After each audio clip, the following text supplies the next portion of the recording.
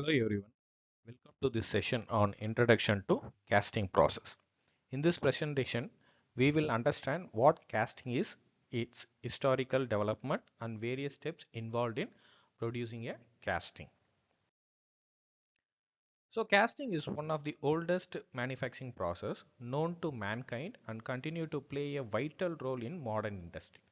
It is often considered the first manufacturing step because many engineering components begin as a casting products before it undergoes machining or finishing operation.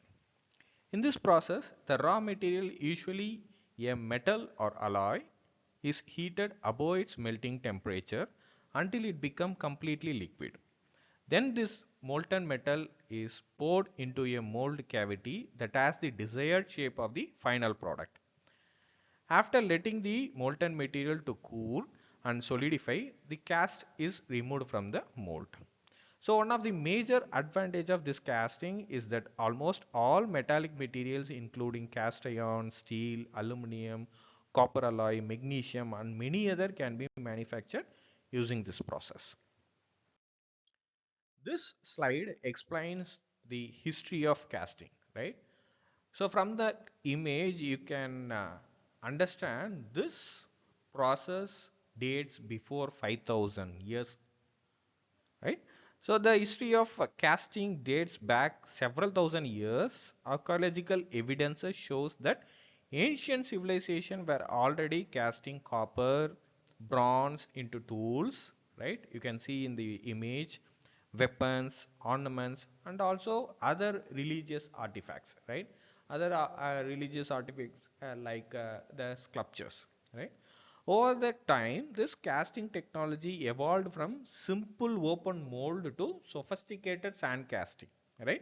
We shall see detailing about what is open mold and sophisticated sand casting in the later session, and also investment casting, die casting, and many other advanced manufacturing techniques which was used today. So the historical information presented here is based on the work done by Drone M et al., who research provide a comprehensive overview of evaluation of this metal casting process, right? So he have dedicated all his research to have this timeline, and he has researched from where and which year the complete casting process has been done. Also from this slide we can able to understand, right? So what are the other examples of casting, right? So here I have shown some of the image which was captured from our own civilizations, right? You can able to see lot number of images of Lord Vishnu and Lord Nataraja statue. On the left top corner you can able to see some of the images which is again captured from the previous researcher, right? So there you can able to see the Buddha statue and other bronze cast bell, right? So this and all shows the very good knowledge about the casting what our ancestor had, right? Interestingly, I just want to discuss about our own casting techniques, right? So let me start with the 9th century AD Vishnu sculpture, right? So this is done using the bronze material, right? And it has been captured from the Pallava dynasty. Uh, as I said, this is going to be the 9th century BC using the casting process, right? So through this image, we can able to understand how the casting knowledge existed even 1000 years ago, even in India itself, right? And also you can able to see the bronze sword, right? So which is from the Chola dynasty, which is showcasing the exponential metallurgical skills of medieval India, right? So also you can able to see the coins which is again from the Pallava dynasty, right? So very importantly, the Nataraja statue, right? So this Nataraja statue is one of the tallest statue in the world, which highlights how the casting techniques continue to be used for producing very large artistic and cultural monuments, right? So these images and examples clearly demonstrate that casting has been essentially not only in the engineering, right, but also in the art, architecture, religious and cultural heritages, right. So next, now let us understand the major steps involved in the casting process. Although the exact sequence of operation or process may vary upon the different types of casting process, but this is going to be the overall methodology, right?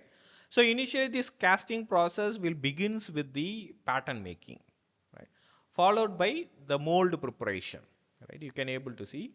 So this is going to be the mold preparation. Before that, we have to produce the pattern. So the pattern is going to be the negative replica of our the part. Okay. So after that we have to pour our molten material. So this molten material is nothing but the metal or alloy will be made into liquid with the help of some furnaces, right. Once it is poured into the pattern or sand mold what we have prepared, right, then we will allow it to cool, right, and make it to solidify. After that we will remove the casting, clean it, finish, and we will do some final inspection before it is sending to the further processing. So the further processing may be a machining operation or any finishing operations. Now let's see the different types of metal casting, right. So first it's going to be the sand casting, where we will be using the green sand mold to produce any component, right. And the next one is it's going to be the die casting, right, where we will plunge our molten material into the fixed die, right. And third one is going to be the investment casting. This is going to be the lost casting. So using this casting process we can able to make very thin profile. And finally it is going to be the centrifugal casting. So using this centrifugal casting we can able to make the hollow structures. The details of all this casting process we are going to discuss in the further session. And also I would like to classify this solidification process, right. So casting will be a form of solidification process. Why this is called as a solidification process means you will be having a molten material, right. We are letting that molten material to solidify, right. So from liquid state to it's going to be the solid state. That process is going to be the solidification. So having this as a main principle, the process is going to be happen. So likewise, the solidification process can be classified into casting of metals, glass working, processing of polymers, right. Here we are going to concentrate only on the casting of metals, where in the casting of metals we can able to have two different methods. One is expandable mold casting and another one is permanent mold casting. Under expandable mold casting, our sand casting, investment casting, all the things will come. So let me explain what is expandable casting. Expandable casting is the pattern cannot be reused, right. Such kind of a casting process, it comes under the expandable casting, right. On the other hand, you are going to have the permanent mold casting, where the die can be used for n number of different productions, right. So one of the best example is going to be the die casting. Now let's see the advantage and limitation of this casting process. So comes to the advantage, any complex shapes we can able to make, right. It starts from any automobile application or aerospace application we can able to make, and also very importantly any material we can able to use with this process. And this is going to be the very cost effective method for mass production. Even though it is having a number of advantages, there is few limitations in this process. The one important limitation is the surface finish, right. So through this casting process the surface finish will be very worst, right. So that we have to do some secondary operations or finishing operations, and this is going to be the very labor intensive process, because you have to make the pattern and you have to make the mold, then you have to pour the material into it. So it is going to be the very labor intensive process. These are the some of the applications of casting process. right? So you can able to see it is going to be used in the engineering applications like automobile, construction and industrial machineries. On the other hand, this is can be used in the art and architectural purposes. And finally, thank you for your attention. I hope this presentation has provided a clear introduction to the casting process, its historical significance, and the fundamental steps involved in the manufacturing process. Thank you.